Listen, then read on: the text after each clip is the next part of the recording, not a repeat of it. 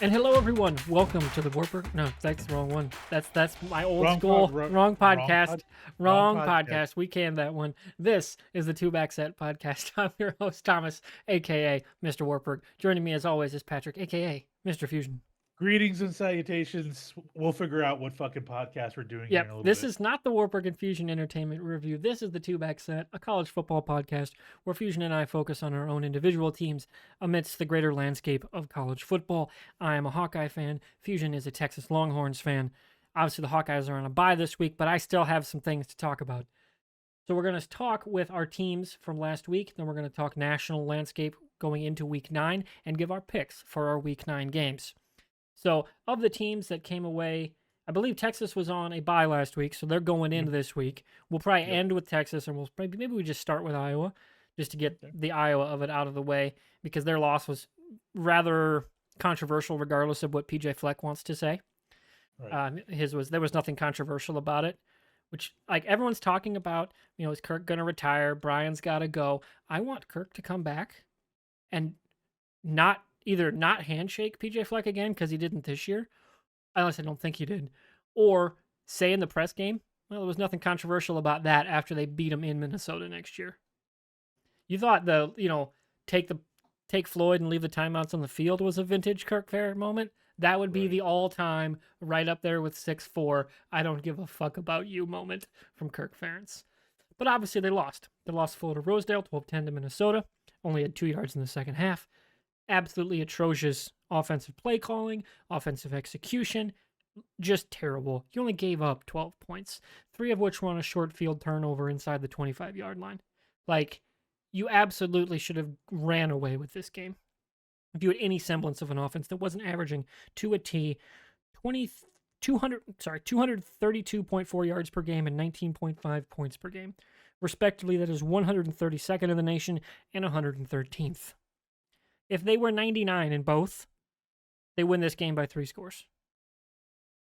I don't think that's a stretch because they would have been able to string together drives and kick enough field goals to win by enough, or at least punch it in a couple times. Like, just awful, awful all the way around. But the play, the call, as a non-Iowa fan, we're talking, of course, Cooper Dejean's punt return. You don't have an interest in Iowa, like a rooting interest. Sure. Watching the play live, before it all happened, before you saw the call, what's your takeaway of it? How could they really? Okay. The coach, I mean, the refs on the field, in my opinion, called it right, and it was overturned by the review refs up in the booth. Mhm. That's a problem for me because that's essentially how the game ended. Yes, because the refs knew review. Iowa's got no shot to move the ball here. Everyone in the stadium knew. That's why the fans went fucking ballistic. It wasn't because of just the turn. It was we all knew the game's over. Yep. So Cooper Dejean returning that punt for a touchdown. I tried to do my best in playing devil's advocate this week with people that I've had arguments with regarding the fair catch, the waving. I'm sorry, guys, but if you've watched enough special teams in football, you know when you see the returner guiding the rest, like his team, like that's really it. And we're not talking the getaway, because Cooper's got a very clear getaway signal. Yes. Yeah, no, that wasn't a getaway signal. The ball was in the air, and he was pointing out to his team where, like his players, where to block and look for. Immediately, as soon as the ball's in the air, he knows Yep. where it's going. He's got a sixth sense for the ball. You can see it when he's covering punts. He just knows where the ball's going to go with just a quick glance. It's like he's playing a center field position. He gets it. And it's insane to me that, like, we've had some really controversial endings to games here and there. Even in the Texas game the week before, where the spot against Houston. The spot against. Oh yeah, they weren't on a bye. They were playing Houston. I'm stupid. Yeah. Yeah. That was 2 weeks ago. They were on a bye. I'm sorry. It's been a day. I had to move a doghouse and have an extra long day at work. Sorry. To be fair, it wasn't a pretty game by any means, and Texas coming out flying and then just letting U of H go back and forth, and then that spot call was controversial. Hey, I'm gonna be real with you, man. I dealt with it for 26 years with the Big 12 refs. You know, just botching calls all the time. Texas has been a victim of many of those Big 12 ref screw ups. Hey, U of H, good luck to you, man. Good luck to you next year and going forward. Welcome to the Big 12, like where the refs do play a pivotal role in deciding a game. Do I think that U of H got that first down? Possibly. From the angle that they showed us on television, it looked like he got it, but it could. You know this, Thomas. The other angles sometimes can show you a completely different like The like refs even but admitted as much yep. about this Cooper Dejean call, which is the thing Yeah. I'm most hot about. Yeah, I know. So when we get to this one, I'm like, yeah, you sent that clip right away. As soon as it happened, I saw the touchdown because I saw the score, and I'm like in our Discord, I was like, oh shit, I was gonna pull it out after all. And then a minute later, I see the score come off the board. I'm like, oh, what happened? And you were losing it. You're like, oh my god, how the hell did we? And then you posted the clip, and I'm like, oh shit. So I went back and pulled the game up because I had it on YouTube TV, but on a different browser channel that wasn't active. So I just clicked on it, looked at it, rolled back to the play, and I'm like, "Holy cow! How'd they get this wrong?" And then I didn't realize that. Oh my god! And I turned up the audio. Audio. I'm like, "Oh my god! The refs didn't call this. The review booth did." I'm like, "Holy shit! Oh, this is bad." But like you said, PJ Fleck and the Big 12 officials, they have to do their best to cover their tracks because they know they screwed that up. That Yeah. was a massive screw up. Now, what's different here is that like with Texas and U of H, they never showed a different angle, another angle on the broadcast. They just showed that top right side view downward, and that's all you see. And there's players that are blocking, but based off of where you think about physics, okay, more than likely he just broke the plane to get the first down. On the other side, it could be a completely different angle that shows you, hey, he didn't really get the ball was over here. Like you don't see a lot of that. A lot of it was covered up by other players, so you didn't see a lot of that. This was different. This was Cooper Dejean by himself, dude, by himself, and the camera is on him. How do we make this? How do we miss this call, dude? I How don't do we get miss it. this Because here's call? my breakdown of it. So as soon as the ball is kicked, Cooper knows where it's going. He knows it's going Right. left for him, Yep. right off the punter's foot. He knows it's Right. going to be a short kick. He's immediately pointing with the right. And then he Yep. starts his motion to his Yep. left. Now his left arm is extended and quote unquote waving, but it's really doing like this circular motion while also pointing. That's I've watched him return punts. It's not his getaway signal. It's No, just not.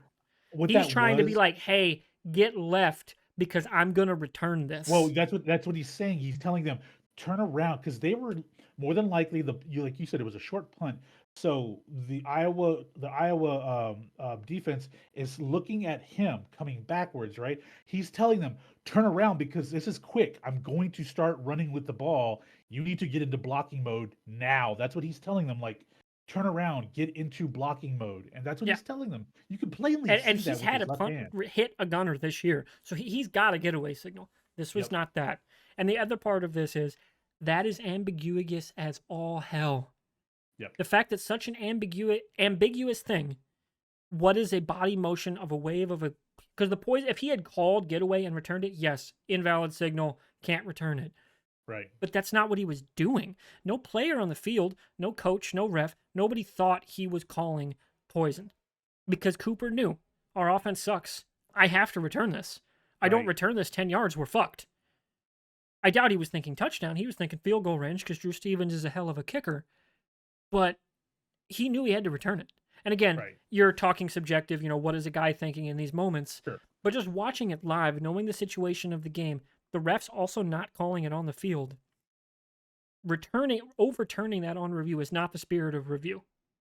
And again, by letter of law, people are going to say, "Oh, it says any waving motion." That is so broad. You have to run with your arms straight because your hands move when you run. Right. Like that is so overly broad. It needs to be tightened up. So number one, on review, those don't happen because he's clearly not going across his body. I would love to see a rule where it's like you have to wave across your body which is the getaway signal. Well, that's when I played football, and it was the Or a understanding motion that that uses both well, hands, it was whether they my cross or not. understanding Yeah. when you call a fair catch, you're coached up to wave Yeah, as that high is the as you can. actual fair catch that That is was fair catch, okay. over the head across the But they face mask. always tell you that if the ball's because it honestly sometimes a kicker does line drive it. They knuckle it to where it doesn't have that upward trajectory. It's coming at you almost like it's sideways, right? And when it comes at a sideways angle or like a straight knuckleball, you have to just do the fastest that you can. But the one thing they always teach you is make sure you cross your body with your hand.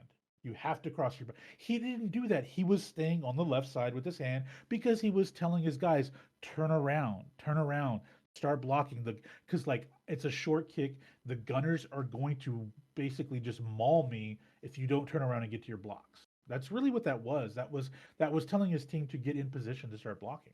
And yeah, no And Minnesota player held up. They went. They were slow. nope, They were slowing down because they also knew it was because they could see, hey, it's not going to be a deep punt, and they also know their punter well enough. They they knew it was going to hit the ground, so you right, can't go hit him before it hits the ground. So of nope, course you have to slow down. And right. then he makes one of the most electric plays I have ever seen a college football player make. It was insane. It was incendiary. Is the only word you could give that play. He dukes out 7 dudes along the sidelines whilst keep by with like a whole foot without going out of bounds. Absolute insanity. That's why I said Right. in my Discord, he may be the best athlete in college football right now. Like pound for pound, he might be. Ooh, Because like what he can do with the ball, and you any other program in the country, that dude's playing both ways. He's that good, and it's just because he's at Iowa, we don't. He's gonna shock people when he gets to the combine because this year the turnover numbers aren't as high as they were last year, especially the touchdowns. Though that may change because we're playing some not very good quarterbacks in the next couple of weeks or few weeks after the bye week. But especially at Wrigley against Northwestern, November day, that's going to be a nightmare for passing games, most likely because the weather's going to really turn this weekend. It's going to suck for the rest of the fall. But once he gets to the combine, if he actually comes out, depending on where teams fall in the draft order and who needs a quarterback and who needs, a defensive pass rush and who needs a tackle, sure. wouldn't shock me if he's like in the 8 to 10 range of the draft. Like more like the 8 to 15 really. But like wouldn't shock me if he ends up even in the top 10. He's going to absolutely shock people when he gets to the combine.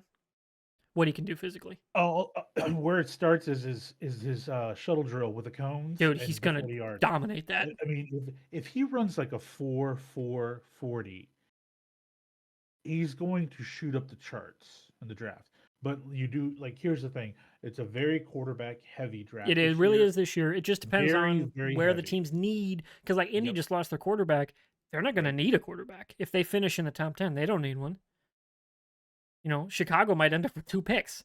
Are they going to move on from But then Fields? again, Cleveland has Houston's pick. If Houston ends up being a top 10 pick, they're obviously going to draft a quarterback given Most just the definitely. They're the going to. disaster, the disaster of Deshaun Watson this year, that $32 million contract. But you think about like just okay, let's go down real quick. The Broncos, do they draft a quarterback and They have him have to. sit under Russell Wilson? Okay, okay. The Titans, they're gonna give Levis the ball this week. Let's see how it goes, but they could be in play. I think the Patriots would draft a quarterback. Yeah. Obviously, the Jets would. Do the Jets have their pick? Yeah, they do. They have their first rounder, But right? I don't know how many dudes that are going to like I think GMs have been like, yeah, we're not going to reach for quarterbacks anymore. You know what I When you mean? really Like look they at, but need when to you, be top end yeah, draft talent good. but when you Because look at like, remember like Christian Ponder, like teams aren't going to pull that anymore. yeah, You have to be a top 10 talent to get it taken that when you high. look at the charts, there's not a lot. The Arizona Cardinals, obviously, they're drafting a quarterback. Panthers have Bryce Young, they're not going to do it, right? The Bears, maybe. The Giants, maybe. That's NFC, like AFC, possibly the Broncos, but like we're talking about seven of the Yeah, top college quarterbacks in this draft could go are top 10. potentially top Could. 10. It's like, but when you mix that in with like you said, offensive line, edge rushers, obviously Marvin Harrison Jr. is going to be one of the top 5 picks in the draft, Probably. if not a quarterback. It does make it hard for Cooper Dejean to be up there, but what's his name? Talent, but Kool Aid. talent, yeah, talent wise, he's there. I just don't know, Yeah, depending on need, where he falls. right, right. Yeah. But like you said, in the meantime, he should be playing both ways because depth is a problem with the offense at Yeah, Iowa. we can't You can't pass. beat the Don't pass. Like right. Scott Docterman, who is a number one, just to put a button on the return issue. Sure. It should never have been returned. If they would have blown it dead, everyone would have lost their minds. But hey, they blew it dead, right? Right. They didn't. Right. Refs have called invalid signal on the field during a return and blown the whistle. Oh yeah. They didn't do that here because they didn't on the field think it was an invalid signal. Nope. They also knew Iowa's setting up for a return, which to me spells out two things. Number one, they need to rewrite that rule to be far less ambiguous in terms of body movement, what actually constitutes an invalid signal. And I think they need to codify what is the getaway signal. They will not do that, just like the NFL is. They shouldn't. They're not going to, but they should, because they could easily diagram it's this, right. like what it is. They did confirm verbally saying getaway, poison. You could verbally say I'm not returning this and still return it. That's fine. Right. It's your physical motion. They could diagram that of like, hey, punt returners, like special teams coaches, this is the actual signals you can give that are invalid, that we will blow plays dead for. Sure. Because you're putting players in such a hard position, both as the returner and the gunners, that if the guy just sticks his arm out and runs with his arm straight out and doesn't move it, that's an invalid signal? That to me is mind-boggling. That it's so ambiguous. And then we go to parts. You're asking a lot. The reason why I say that is because just like the NFL, officials want to have a loophole for screw-ups. Don't get me wrong. I'm still saying it's reviewable. Like, leave it reviewable. I don't care. Okay. Leave it reviewable. But you need to make the actual what the motions mean. Sure. You need to make it far clearer, because he's clearly not doing the getaway. Like that, the distinction between what's a getaway, sure, versus what he did needs to become crystal damn clear. And you maybe you even make it more prevalent for reviewing those. Maybe you make that a point of emphasis. Hey, we're going to review punt returns more to watch for invalid signals. Because players are brought up and coached up in a world where this has never been enforced. Sure. Right? How are players supposed to know that? How are coaches supposed to know that? Yes, it's their job to know the rules, but at what point does a rule become unenforceable because it's never been enforced correctly? That's clearly something the NCAA will have to work with here. Something will need to change. This can't stand. The status quo is not good enough. Not just because it happened to Iowa on a big stage, but because it's so ambiguous. Even later in the day, North Carolina had a 10-yard return on a poison call. Like, it was a straight poison call, and the guy returned it. They didn't blow the whistle. Like, they didn't return it. They didn't overturn it. No penalty. Like, that's the level of inconsistency, crew to crew, that makes this rule unenforceable, in my opinion, as it's currently written. Number two, the review process should be looked at to the point where I think they need to weight more heavily what the on-field refs thought than what the review guy thinks in like these kind of situations where it's a body motion intent thing, right? Where it's not like where the ball was. That's like that a camera can tell you. It's not, hey, what's the actual wording of the rule, because the on-field ref doesn't know, right? What did the refs in the moment think? If they thought it was fine, I don't give two shits what the guy in the booth thinks. If nobody on the field complained, if no coach came up and said, hey, look at this, it stands. Clean up the game. Make it go quicker. There were 6 fucking reviews in that game, dude. And it was already a slog enough to watch with these offenses. The NCAA's got to clean this up with the review process. That was a bad review process, in my opinion. That was not the spirit of what review is for, in my opinion. Sure. Oh, sorry, my phone's freaking out. Got an Amber Alert in my area. That's Des Moines, technically, so it's like 2 hours away. But, all right. So we're done with Iowa. Okay. Other than I want to say, Brian Ferentz absolutely needs to be fired. Jesus Christ, this is terrible. And if Kirk goes, Kirk goes. I really don't care at this point. It would suck. The guy's so close to 200 wins at Iowa. It would suck. But I want to leave this note on one thing. Clearly, Ken O'Keefe was a far bigger linchpin of Iowa's offensive, just average success than anybody realized. Because he left after the 2021 season. And the bottom was already kind of falling out, but there were still some high points. Tyler Goodson was a great back, and we used him fairly well in like the Maryland game. Scored 50-some points. I think it was 51.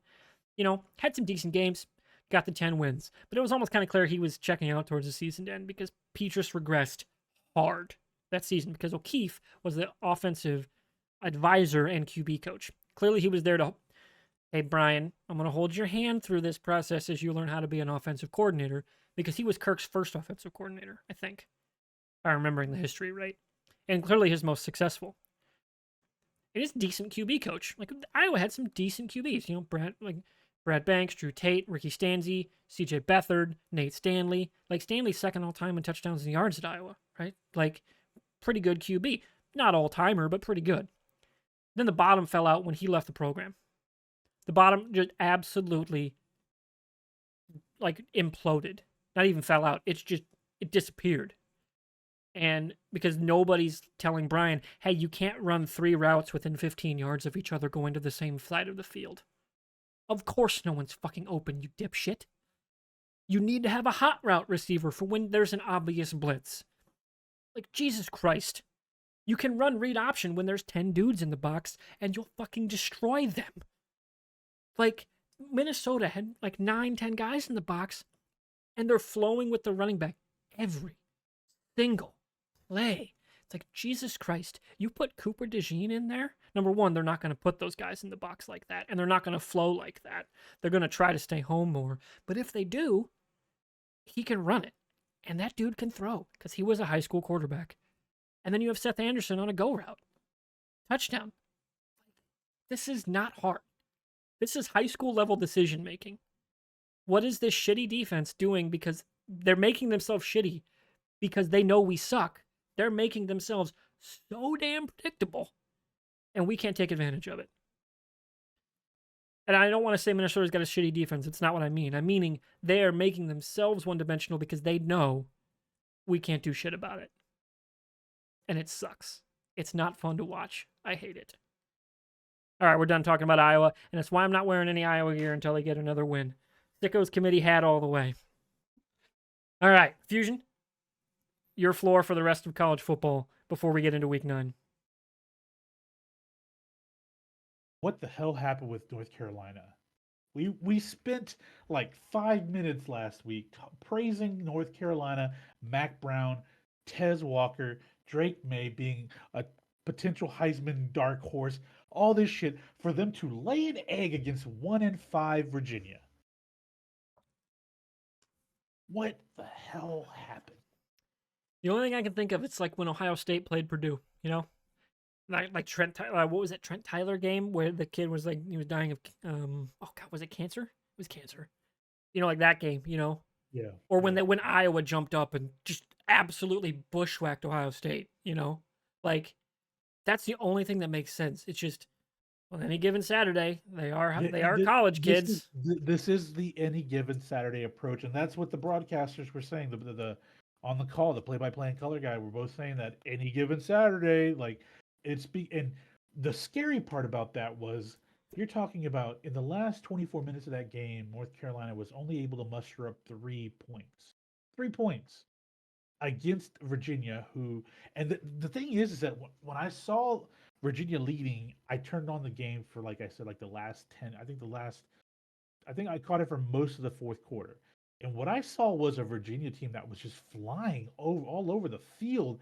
And the thing is that, like I said, the broadcasters, they were just beside themselves with the effort that Virginia was putting in, and they were shocked at what happened with North Carolina, like their offense, because we saw the week before Tez Walker had 3 touchdown catches and made it look like this guy is going to be legit, like he should have been playing all season, right? He would have been, North Carolina would have been in the top 10 already, and then they screw the pooch with this game, man. That was a very frustrating defeat, just because of the fact that you and I put so many cards on the table praising North Carolina last week. We really thought they were ready to take that step, and nope.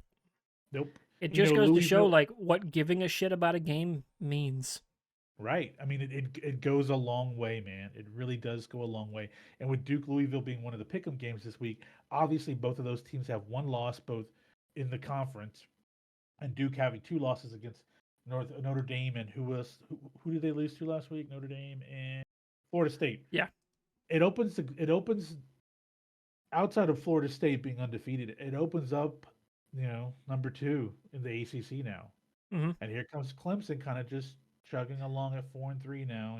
Like they're still kind of like, hey, don't forget about us. But they're like Louisville's like, hey, Jeff Brom, He's in his promised right? land. He's back home, baby. Right. I mean, Louisville's 3-1 in the conference. North Carolina's now 3-1. Duke is 2-1, and Virginia Tech is 2-1, but they're Does three the and Notre four Dame overall. loss count? Yeah. Because they had the Florida State one.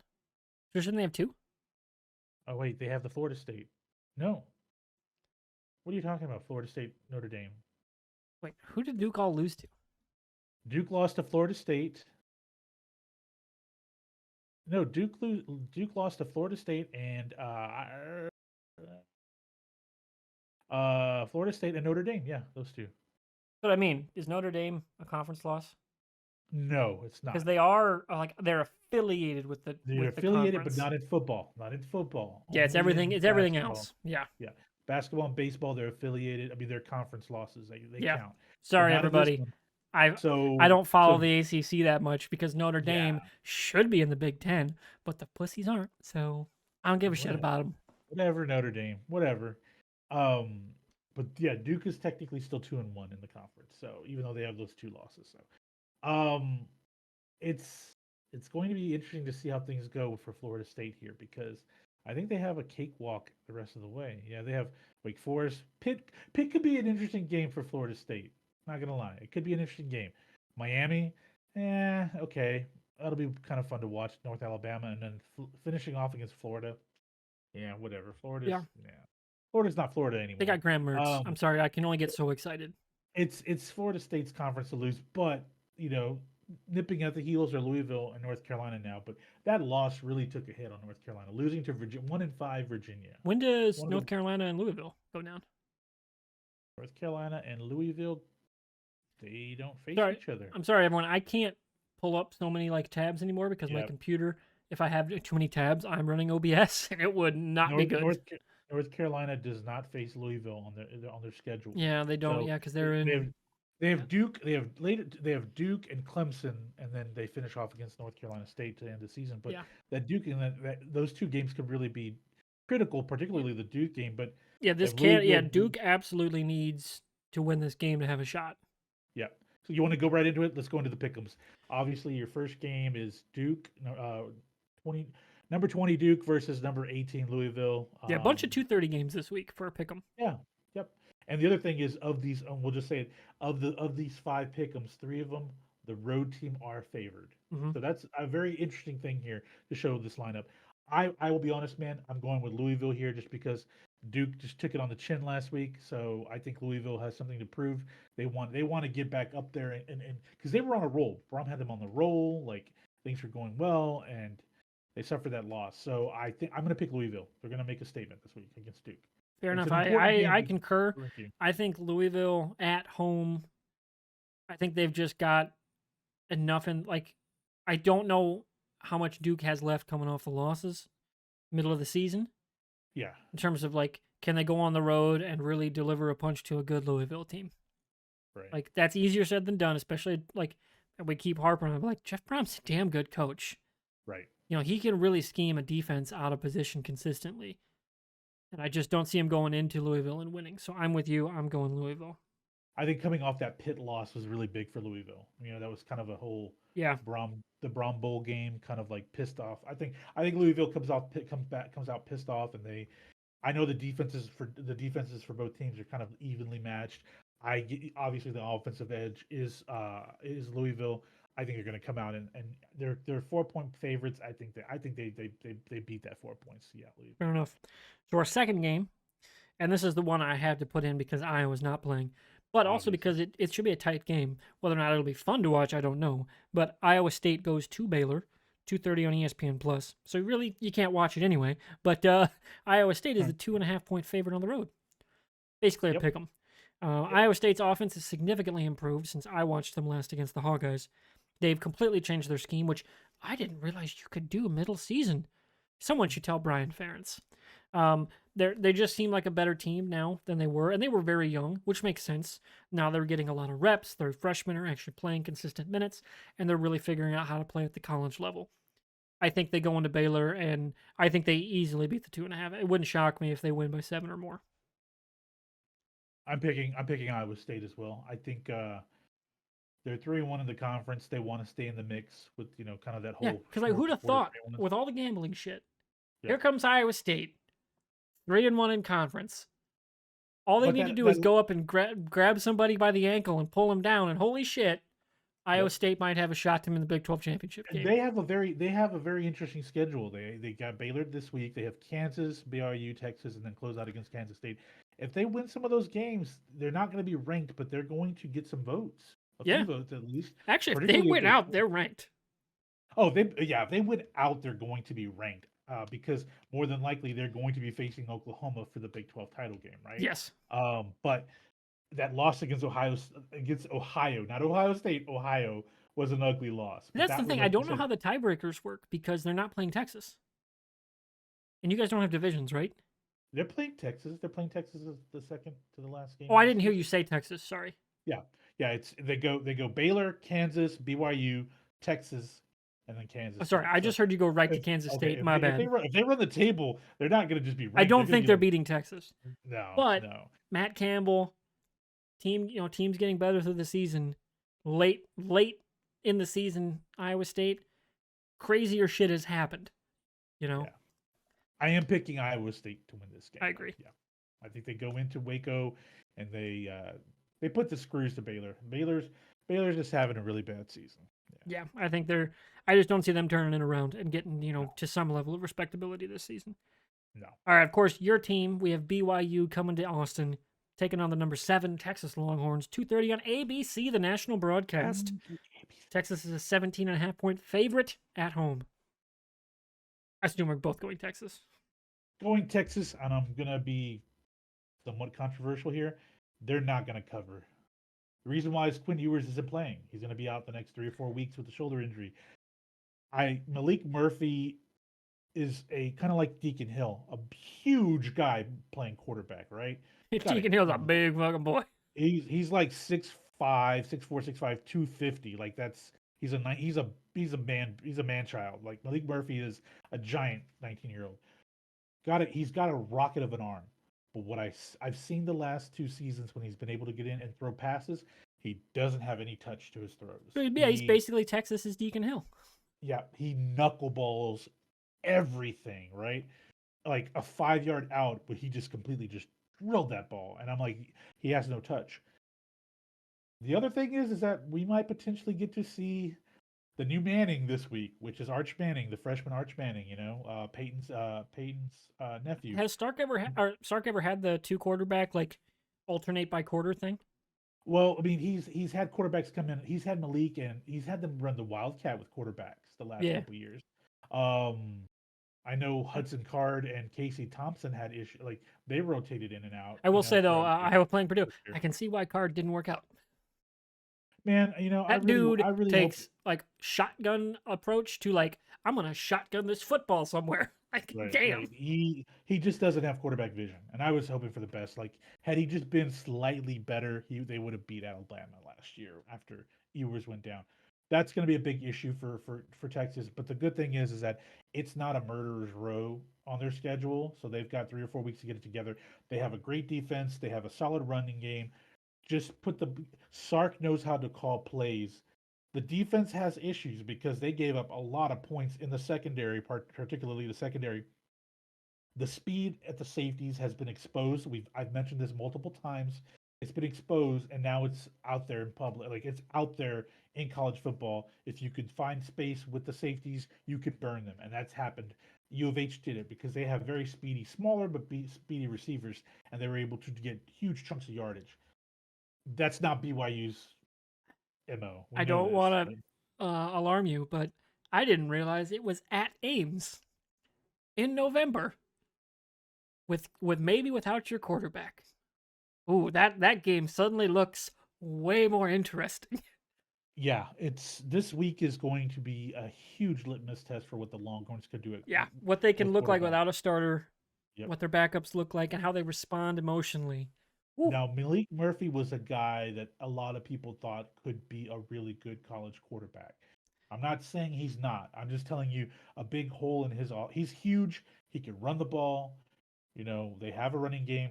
What's his arm going to look like throughout an entire game, throwing short routes, throwing crossing Just routes, hearing you talk reading. about the guys, I'm like, number one, you go Arch and you run Wildcat way more than you have with your Right, number two. right. Or you go like a straight RPO package with him.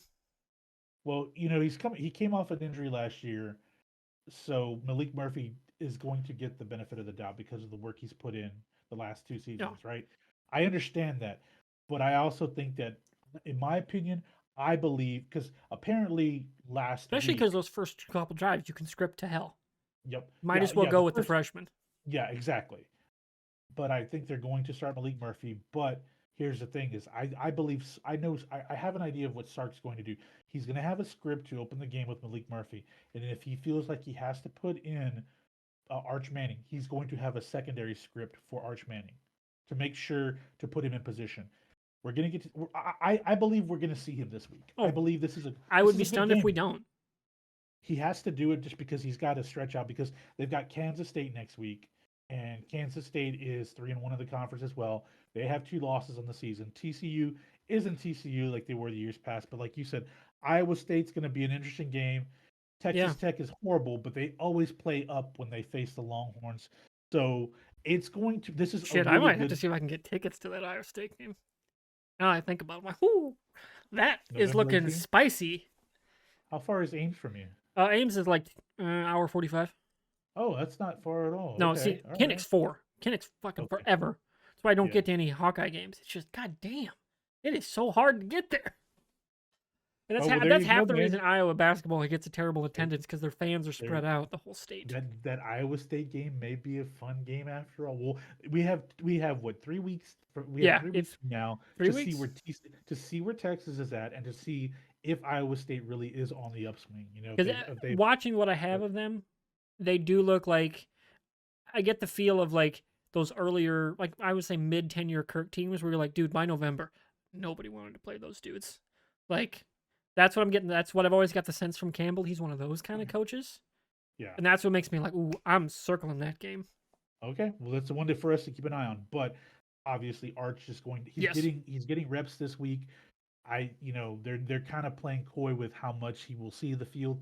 I have a feeling he's going to see the field early in the game. I Mm-hmm. think they're going to rotate them out. Got to get him ready Particularly, early. yeah, you got to get him ready because if it doesn't work out, you let him get a lot of reps in this game. You're gonna be. I mean, it's gonna be very hard for them to lose this game. I say that, but they almost lost last week against Houston. So I say that now, but I mean, it could be a situation where BYU has a game plan in place to really exploit the defense, but they're not a throwing team. We know this. They've never been a throwing team. So why would BYU change that? They may decide to just catch them off guard and start flinging the ball around this week, Yeah. But this will be a good test for what the Longhorns can do without Quinn Ewers, and you get to see, hey, how Malik Murphy handles adversity or handles the situation of starting with everything on the line, and you have Arch Manning that could be seeing the field as well. So you have your more than like current, you have your present and your future like ready to go, and I'm still picking the Longhorns. I don't think they cover the 17.5 spread, man. I don't think Fair so. enough. It'll probably be, if it's a good game, like a good game for the Longhorns, they'll win by 10. Yeah. Fair enough. All right. So our fourth game is another possibly could have been ranked game if Kentucky had taken care of business, but Oh, yeah. they're a good program. So it's Tennessee, number 21, going to Kentucky. Tennessee is a 4-point favorite on the road. I think Kentucky, I just don't see them getting up off the mat and taking it to a ranked team, even at home, just based on how they've played good teams this season so far. I don't think they're a bad team, but I just don't see Tennessee going in and losing. Tennessee really shit the bed against Florida earlier in the season. They Yes. should have won that game. And seeing how Joe Milton's been playing, Jalen Wright, like that team, they have a really good offensive team at Tennessee. And Josh Heupel has put together a really good. Hey, don't don't forget about us. You're focused on Georgia and Alabama. Don't forget about us. We had a good season the last two seasons. Like, don't forget about Tennessee. I really like what Joe Milton's been doing, and so I have Tennessee winning this game. With that said, I don't think that it's going to be a runaway game for the Vols. I believe Kentucky's going to give them a little run because Kentucky is a good team. They're a good team. So here's why I want to bring this one up, and I can show you the screenshot here or the shot of my notes. I have it / Kentucky because this was my, if I want to make up ground in the Pick'em leaderboard, this is my game. I might switch to Kentucky. I mean, look, we knew that Georgia was going to stomp Kentucky. Yeah, they're the class above everybody other than maybe Michigan. But then Mizzou coming in last week and just enrolling them, it's like, oh man, especially in the fourth quarter, like what the hell was that by Kentucky? And again, this may be Mizzou massively underrated. Yeah, Mizzou's good football team. They're 6-1. I think they're getting disrespected by them being not. If they hadn't lost that LSU game, we're talking a very different story. But they're 6-1 though, Thomas. Yeah, I know. I know. 6-1. How do you like say, okay, well that one game, like there are teams in the top 25. Like I think it was because it was at home. If it had been at LSU, nobody would have given a shit. Okay. That's the only thing I can think of. Because man, they let LSU go absolutely ham on offense. Even though, again, I believe it was Ole Miss that let them do the same thing, where they just absolutely nuked Ole Miss on the road. LSU did. So like at least on offense. But then LSU only won by 10 points, so it wasn't like a huge blowout. Exactly. Like it was a tight game. At least back and forth. Mizzou's a good team. I think they're a good team. Yeah. I don't see them crashing the playoff, but they're a good team. No. But that's what I mean. I don't know if Kentucky can get off the mat from that. But no, I don't think so. I think Stoops is a good enough coach. He might be able to get him up for this game. Okay. And that's where I'm like, I need to weigh myself because we'll get into the leaderboard here after our next game. Sure. If I want to make up that 1 point difference between you and me, this is my game to do it. Okay. So moving on to the fifth game, we got the game of the week. Undoubtedly, it's one of the few absolutely standout games of the week. Oregon, high-flying Oregon with a decent defense, going to face basically red Iowa in Utah, number 13, at Utah. Oregon is a 6.5 point favorite, which I'm like, dude, are you insane? You're giving Oregon a touchdown on Utah on the road? On the road. That's crazy.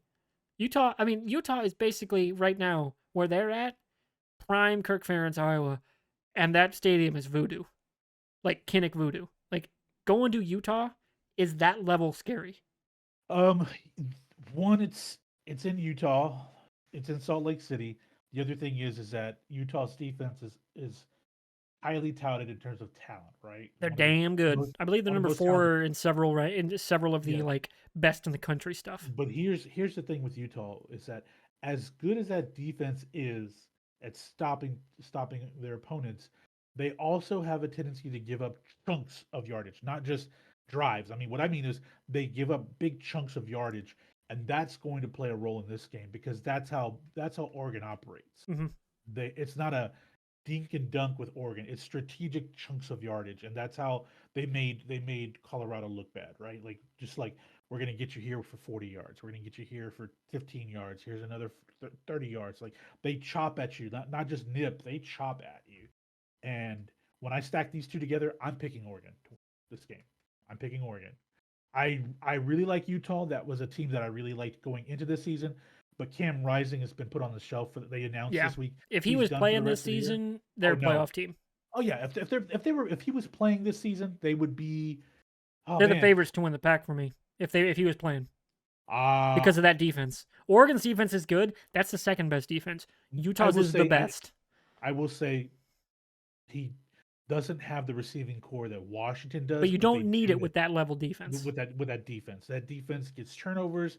You just need to be 2 to 3 drives, get points, and you're gonna win a ton of games. Yeah, if Cam Rising was on that, more like 3 or 4 drives, but you know what I'm saying. Yeah, if he was behind center, they could beat Washington, but it would be a shootout. It'd be one of those games where it's a high scoring game because that's just Washington doesn't. They have a middle of the road defense, but man, it just sucks that they have to struggle like this offensively because this could have been such an amazing year their last year in the Big 12. Yeah. The Pac-12, Big 12. The Pac-12. This could have been an amazing year for Utah. But like you look at the lineup here of the Big 12. I keep saying the Big 12, the Pac-12, and you can't ignore Oregon State still out there knocking people. I know. Down. Yeah, they're still like, hey, don't forget about us, boys. Yeah, like we're here. You guys still like UCLA. You guys are all watching Colorado, but we're just out here winning football games. That's what we're doing. That's what we Mm-hmm. do. And um, but I think Oregon, their defense is athletic enough and good enough to they can they can hold back Utah, but Utah just doesn't have anything at quarterback, Yeah, man. I just don't see him keeping They up don't have offensively. it's This tough. to me screams close at halftime, close in the third, wheels come off in the fourth. I say that, but they're scoring 30 points a game offensively. But a lot of that has to do with their offensive. They're just their coaching.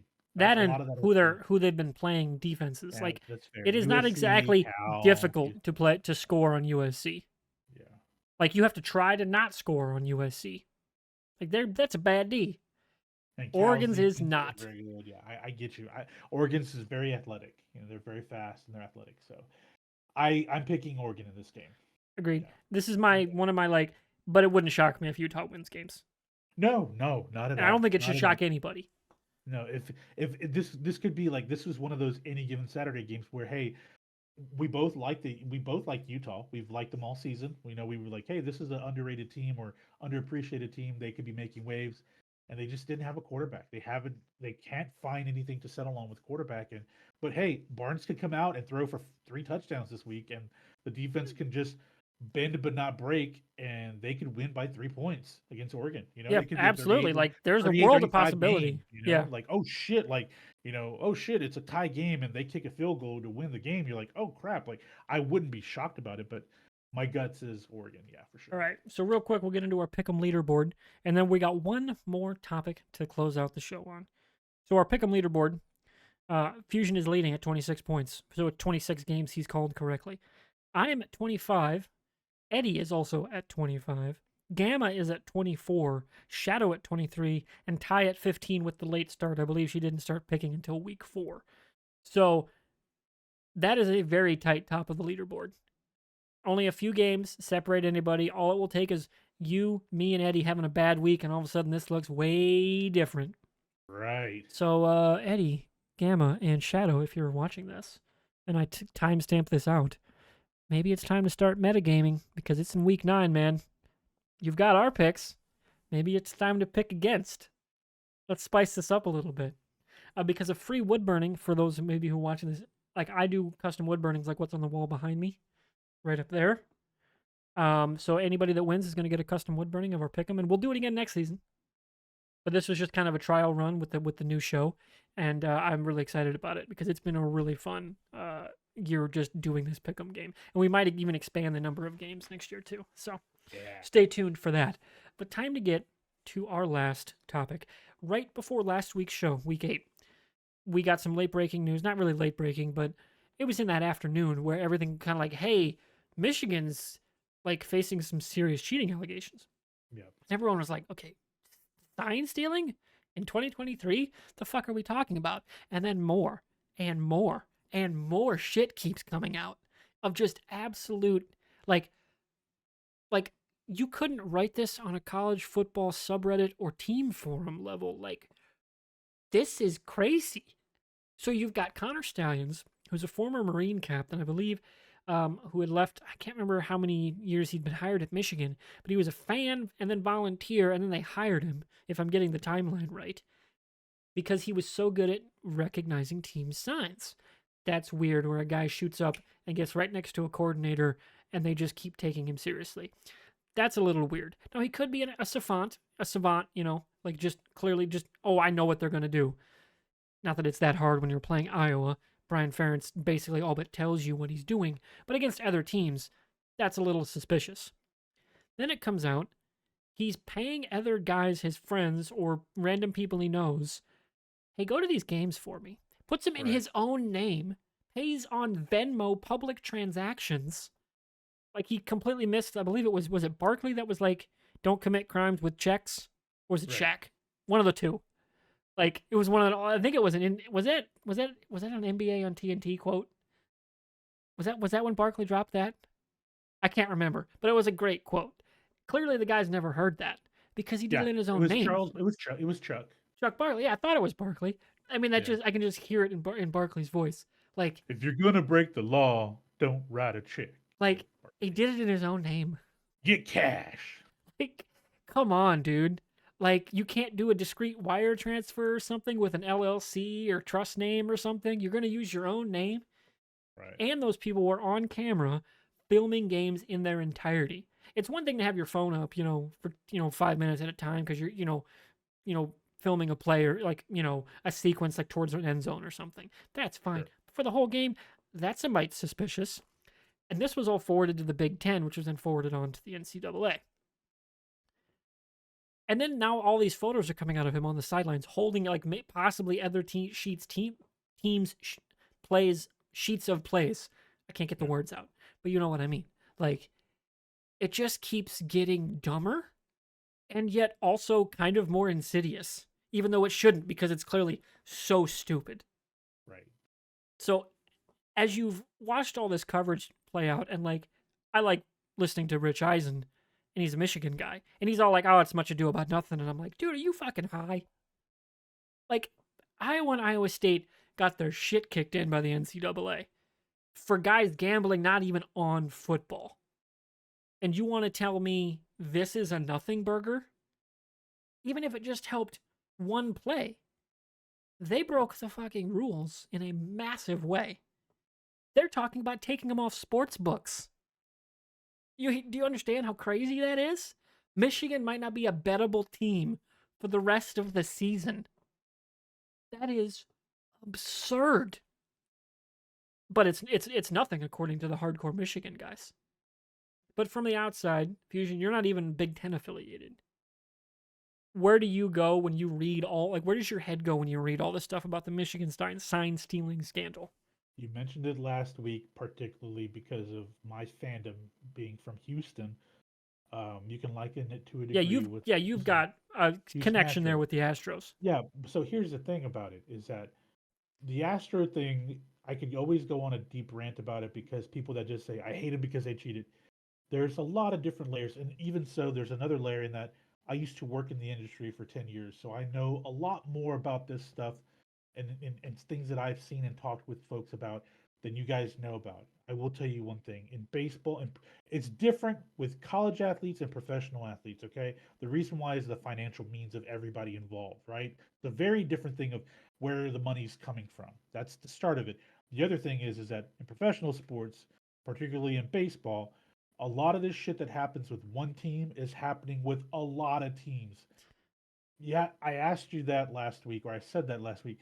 If Michigan is doing it, the first question the NCAA has to ask is, who else is doing something like this, right? That's the first question. I'm talking about the big picture approach to it for the NCAA. Now, if you look it down with Michigan, with sign stealing just in general, my thought is, and this is, I was very angry what happened with the Astros at the Astros, and it wasn't about that you're mad that they got caught. No, there wasn't a need for it when it's all Because said and clearly done. they were amazing hitters. It's hard Yeah, enough to hit the goddamn ball. but with football, it's a little different because you know what routes are being run, if it's a run play or a pass play, like this, like if you break if you break that lexicon of information from the other side of the field, you could get a major competitive advantage. And that's why a lot of people in any sport don't like the idea of sign stealing. With that said, my I feeling should with also mention externally, like outside of the confines of the game, sure, gamesmanship, like with between the lines, or really yeah, between the white lines, like counting for yeah, coaching stance, like yeah, because like the Astros thing, while it was crazy, they were still doing it in the game. You know what I yeah, mean? Like they weren't stealing signs from 2 months ago. no, they weren't creating a playbook about it. Exactly. But that That's where the but distinction for me the is. thing is that in baseball, well, okay, let's take the sign stealing thing from what the Astros did, the Yankees did, the Red Sox, a lot of these teams did. Let's take this and put this aside. Let's talk about the construct of football versus baseball. What it's a big difference. I mean, it's okay for them to get information on other players, like they can find out how they tip pitches from weeks ago. They can find like there's all these ways to create competitive advantages that's legalized except for sign stealing, and that's baseball. With football, it's a little different for me, and but I still lean to the fact that it's your job as a head coach and your coordinators that you hired to make sure this kind of stuff doesn't happen. With that said, it's very different because you don't know what's happening. Like when a team is His staffs are able so to, huge. yes, there's just so many different people. Where baseball, there's a handful of people. Pro baseball, we're talking about pros versus amateurs, And this is but in the for pro, me the argument for why the NCAA limits coaching time, sure, because the sure. staffs are just like, how the hell are you supposed to keep institutional But see, but control? see, but see, but see, this is the thing: is that the nefarious part of this is what bothers me. It's a pattern with Jim Harbaugh circumventing the rules. Like Charlie Murphy said this. He's a habitual line stepper. That is what Jim Harbaugh is.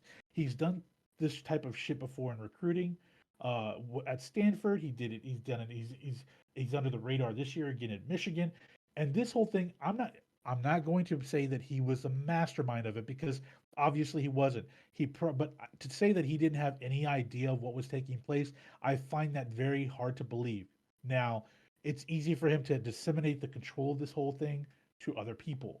And that's the dangerous part about this is that these people, like you said, volunteers that become staff members, like they're basically finding ways to circumvent NCAA rules. Like how much time coaches have with players, how much time coaches can do this, can work on this, can work on this, how much time they can have the athletes to sit down and go over game plans or opponents' game plans. Like the NCAA limits all that, but they skate around it. Like an athlete is only allowed so many hours per day to work out.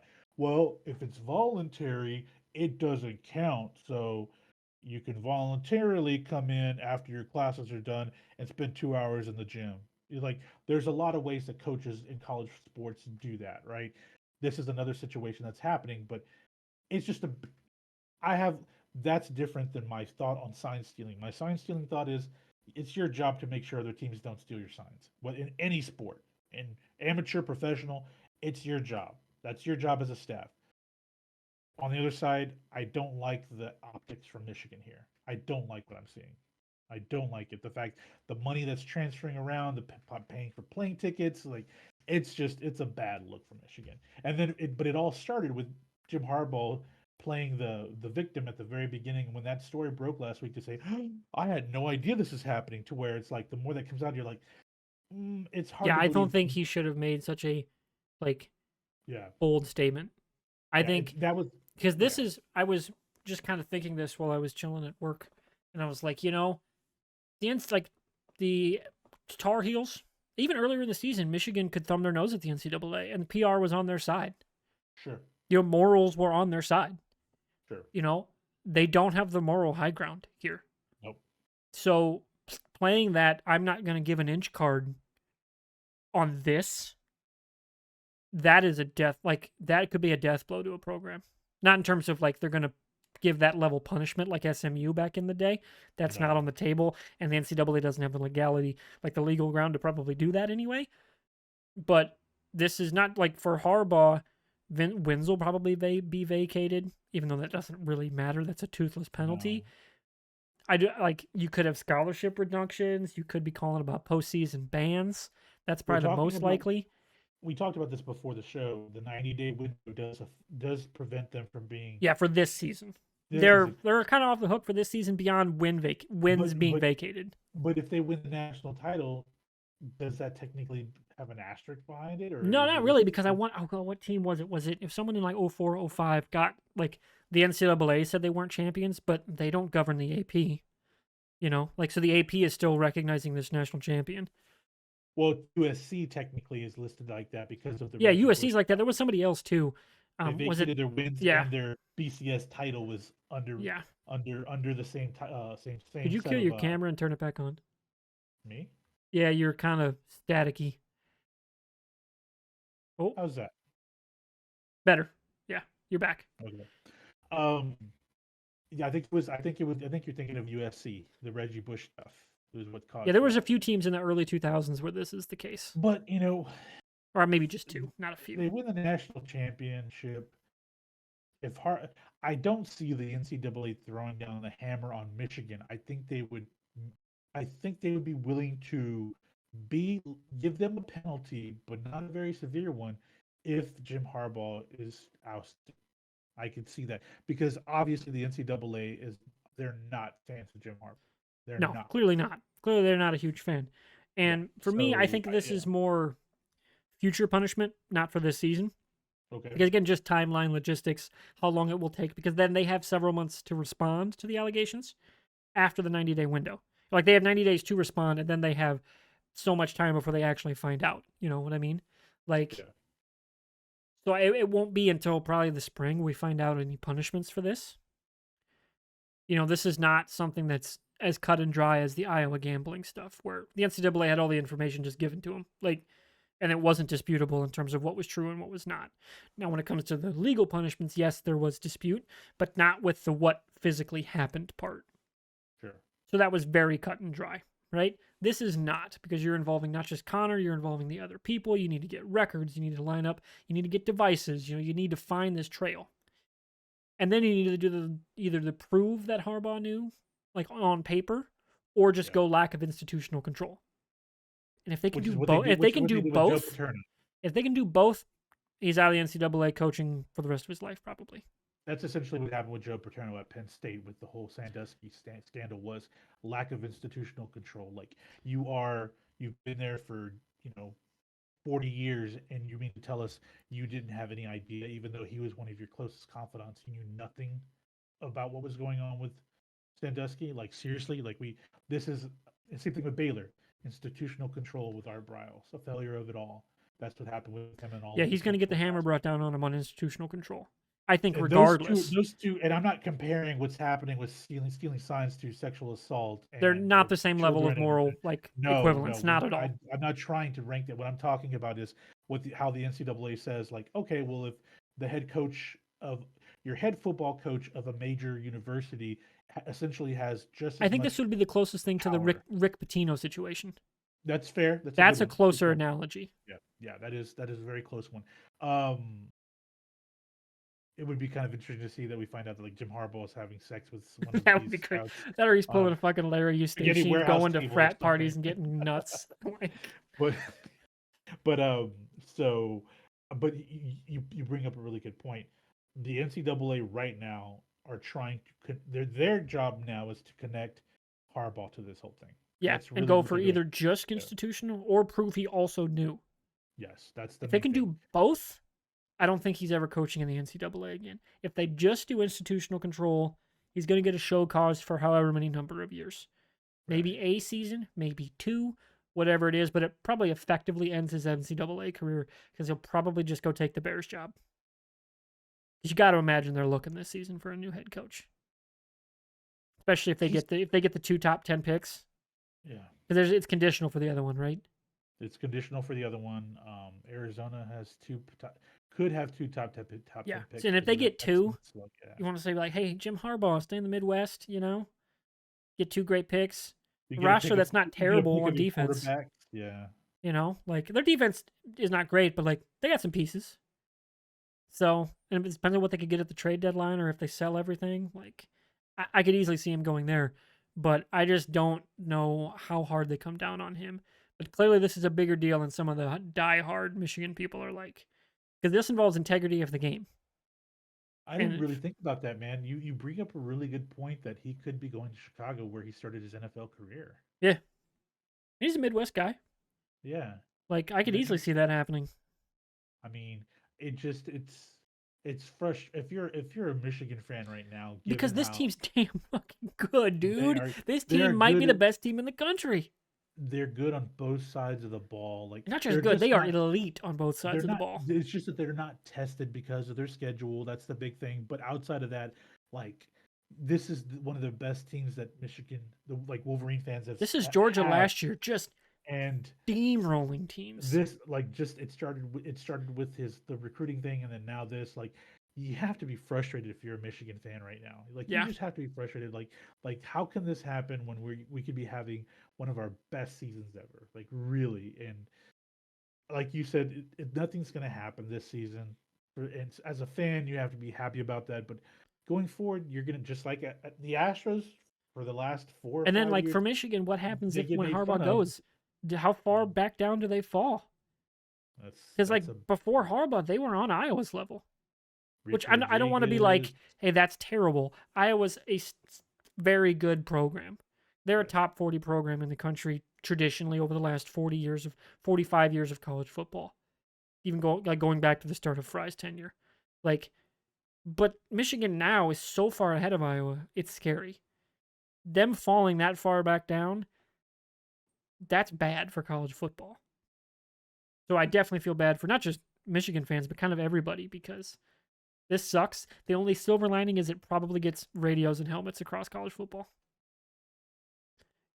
I think it's time for that. I think it's time. Yep, it's time.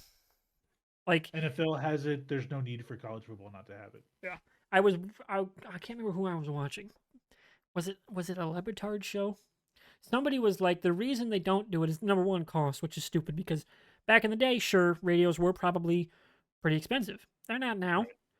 You could buy a dime a dozen shit at fucking Best Buy for like $100.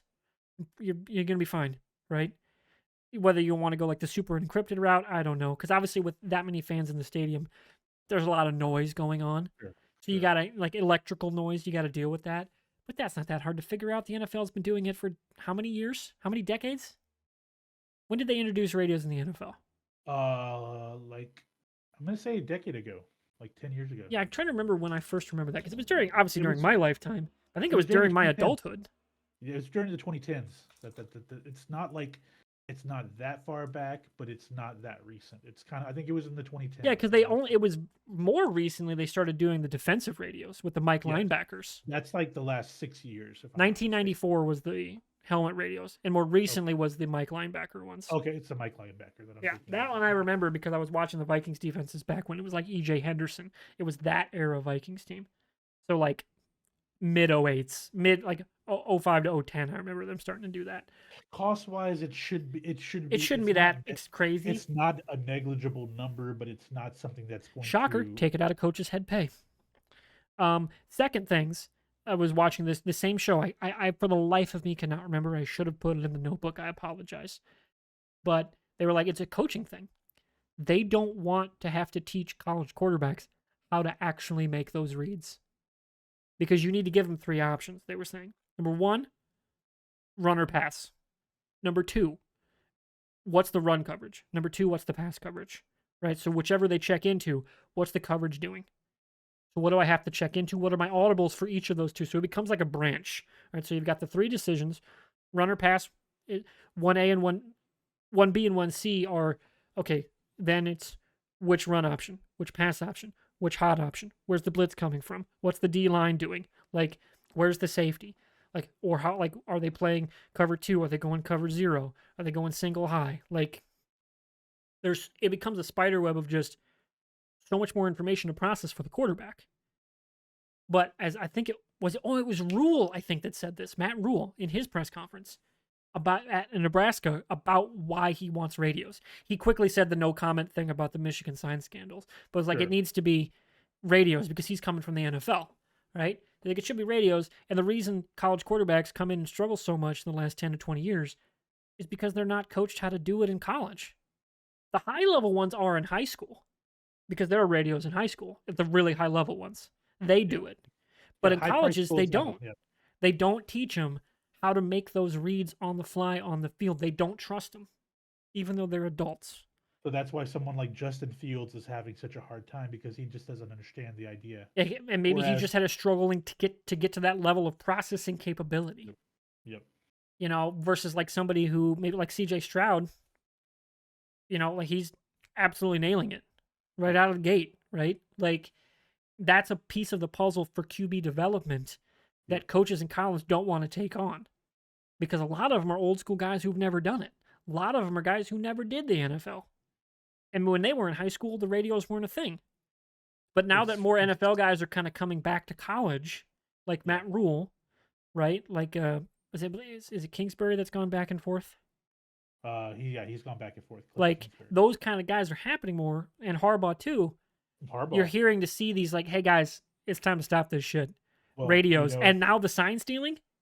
Now you bring up a good point as you're talking through this. I mean, Matt Rule was at Baylor, then he goes to Carolina, then he comes back. Exactly.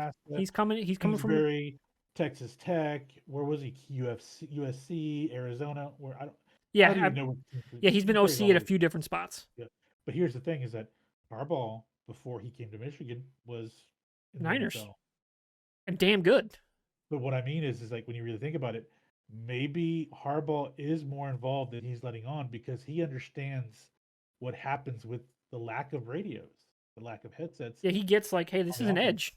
edge. He understands how to create an edge because of the fact that he came from, a system that had every quarterback had a radio in their helmet, which it is that nefarious for me to say, yeah, it's a little nefarious, but I Also, mean, not out of the realm of he's possibility with his but personality. he's got 2 strikes on him in this season. 2 strikes on him this Well, I don't season. think the hamburger thing was an absolute farce, but Okay, the recruiting stuff, the like the recruiting stuff, satellite and now camp stuff, yep, that was like, okay, dude, you're really like, see, I'm doing nothing wrong while winking at the camera. Like, come on, dude, yeah, you're being kind of a dick about this. right. And so it wouldn't stun me to find out that he knew. I don't think orchestrated. Again, I want to be very No, clear. That was I'm not clearly saying the guy, Connor Steins, clearly was doing this before he got the job. yeah, But you wonder who knew he was doing it. and that means someone in Jim Harbaugh's staff allowed it to continue after they brought him on to the payroll, Yeah. that's a bad look right And there. either they That's a knew bad and look. let it happen, or they didn't and let it happen. And it could be something as simple as Harbaugh saying, "I don't want to hear about it." Yeah, even I just don't want to that. hear about it. Like, that's That's enough. damning in and That's of enough. itself. That's enough. That's enough for him to allow it as the head coach of one of the premier football programs in the entire country. For him to, if he goes, I don't want to know anything. I don't want to know any more about it. I don't want to hear about it. You guys, whatever.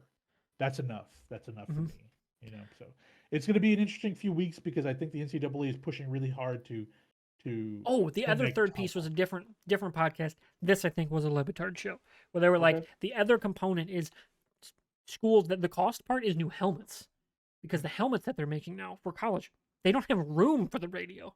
Right. Like, and because they need to be concussion safe.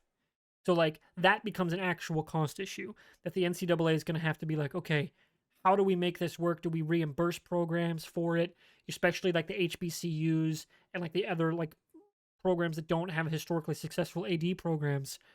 How do we make this work? Do we start a collective? Like do we raise funds from the more profitable institutions? How do we make this work? Because clearly they have to. We're gonna you and I will hear about the numbers in the spring. For Once this sure. As soon as the the season season's wraps, over, they're gonna start talking about there's radios. Yeah, number one, new playoff format. Number two will yep, be what are they going to do with college football radios, and yep. how will that change the game? And we'll hear cost estimates for the entire of college football.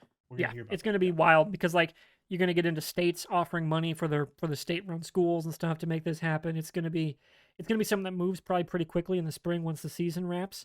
right. So stay tuned for that. And I think that's a good button for the show. I think we Sure. kind of said everything we needed to about the Michigan situation, other than that it sucks Yep. for Michigan fans. Yep. It sucks for college football fans because it casts this pall over everything this season. And it just, hopefully, the silver lining is, though, it does create a better environment, a more consistent environment for the players and the fans from high school to NFL in terms of play calling and QB development and all that with the radios. So Right. that should be, hopefully, something good that comes out of it. But so that's our thoughts on our Week 9 preview and a little Week 8 recap. We'll be back next week to talk our Week 9 picks and results. We'll go over the leaderboard. We'll go over results of this weekend, like any crazy things that go down, like major Hail Marys and things like that. Like here in Iowa, Drake, the Drake Bulldogs had an awesome Hail Mary to win a game last week. That was very fun to watch. We'll go over stuff like that next week. Stay tuned, hit the like, the subscribe, rate, leave review, help that algorithm, and we'll see you next week.